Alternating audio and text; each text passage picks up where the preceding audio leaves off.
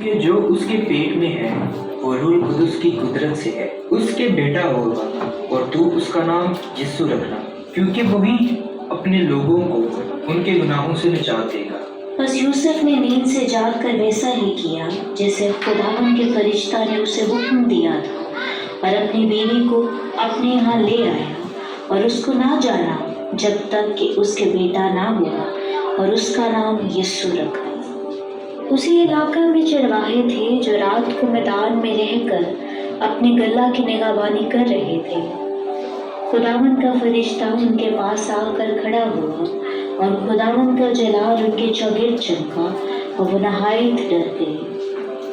مگر فرشتہ نے ان سے کہا، ڈرو مت، کیونکہ دیکھو میں تمہیں بڑی خوشی کی بشارت دیتا ہوں جو ساری امت کے واسطے ہوگی، کہ آج داؤد کے شہر میں تمہارے لیے ایک منجی پیدا ہوا ہے، یعنی مسیح خدا، اور اس کا تمہارے لیے یہ نشان ہے کہ تم ایک بچہ کو کپڑے میں لپٹا اور چرنی میں پڑا ہوا پاؤ گے۔ یکایک اس فرشتہ کے ساتھ آسمانی لشکر کی ایک گروہ خدا کی حمد کرتی ہوئی یہ کہتی ظاہر ہوئی کہ آئینے والا پر خدا کی تمجید، اور زمین پر ان آدمیوں میں جن سے وہ راضی ہے صلح۔ جب فرشتے ان کے پاس سے آسمان پر چلے گئے تو ایسا ہوا کہ چرواہوں نے آپس میں کہا کہ آؤ ہم بیت لحم تک چلیں اور یہ بات جو ہوئی ہے جس کی خداوند نے ہم کو خبر دی ہے دیکھیں۔ بس انہوں نے جلدی سے جا کر مریم اور یوسف کو دیکھا اور اس بچہ کو چرنی میں پڑا پایا، اور انہیں دیکھ کر وہ بات جو اس لڑکے کے حق میں ان سے کہی گئی تھی مشہور کی، اور سب سننے والوں نے ان باتوں پر جو چرواہوں نے ان سے کہیں تعجب کیا۔ مگر مریم ان باتوں کو اپنے دل میں رکھ کر غور کرتی رہی۔ چرواہے جیسا ان سے کہا گیا تھا ویسا ہی سب کچھ سن کر اور دیکھ کر خداوند کی تمجید اور حمد کرتے لوٹ گئے۔ جب یسوع ہیرودیس بادشاہ کے زمانے میں یہودیہ کے بیت لحم میں پیدا ہوا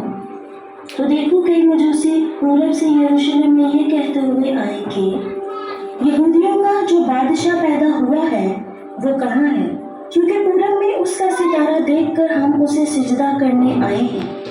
یہ سن کر ہیرودیس بادشاہ اور اس کے ساتھ یروشلم کے سب لوگ گھبرا گئے، اور اس نے قوم کے سب سردار کاہنوں اور فقیہوں کو جمع کر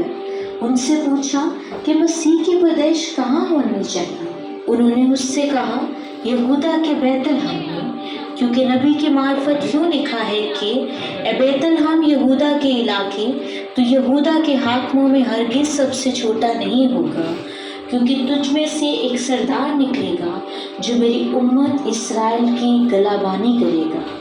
اس پر ہیرودیس نے مجوسیوں کو چپکے سے بلا کر ان سے تحقیق کی کہ وہ ستارہ کس وقت دکھائی دیا تھا، اور یہ کہہ کر انہیں بیت لحم کو بھیجا کہ جا کر اس بچے کی بابت ٹھیک دریافت کرو، اور جب وہ ملے تو مجھے خبر دو تاکہ میں بھی آ کر اسے سجدہ کروں۔ وہ بادشاہ کی بات سن کر روانہ ہوئے، اور دیکھو جو ستارہ انہوں نے پورب میں دیکھا تھا وہ ان کے آگے آگے چلا، یہاں تک کہ اس جگہ کے اوپر جا کر ٹھہر گیا جہاں وہ بچہ تھا، اور وہ ستارے کو دیکھ کر نہایت خوش ہوئے، اور اس گھر میں پہنچ کر بچے کو اس کی ماں مریم کے پاس دیکھا، اور اس کے آگے گر کر سجدہ کیا، اور اپنے ڈبے کھول کر سونا اور لبان اور مر اس کو نذر کیا، اور ہیرودیس کے پاس پھر نہ جانے کی ہدایت خواب میں پا کر دوسری راہ سے اپنے ملک کو روانہ